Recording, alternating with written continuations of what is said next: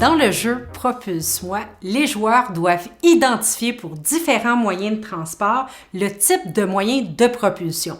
Alors avec ce jeu-là, c'est évident que c'est excellent pour la mémorisation du nom des moyens de transport, de leurs différentes caractéristiques, dont le type de propulsion, évidemment. Mais ce jeu-là permet aussi aux enfants de bien respecter des consignes qui ont été énoncées oralement et de mémoriser ces consignes de façon efficace, ce qui les prépare très bien pour la vie quotidienne.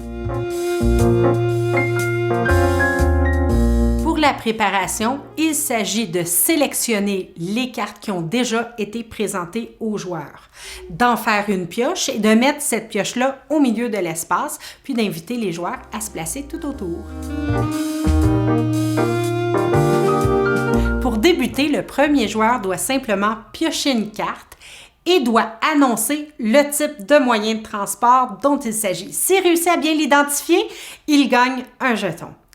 Ensuite, il doit énoncer son mode de propulsion.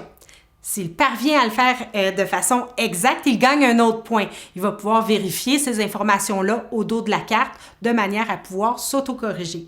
Une fois que c'est fait, tous les joueurs doivent faire le mime associé au mode de propulsion indiqué. Si le mode de propulsion est les hydrocarbures, tous les joueurs doivent mimer un motocycliste en faisant vroom vroom. Si c'est un mode de propulsion animal, ils doivent trotter sur place comme un cheval. Si c'est un mode de propulsion humain, ils doivent gonfler les muscles des bras en disant grrr.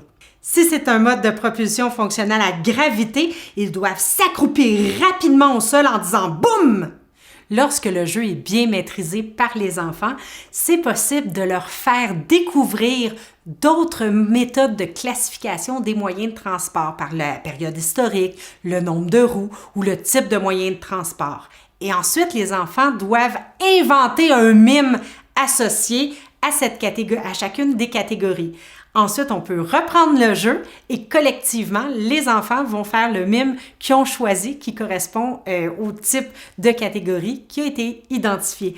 Alors, ça fait en sorte que ce jeu-là peut être joué de très nombreuses fois pour faire approfondir les connaissances et que ça demeure toujours nouveau et agréable.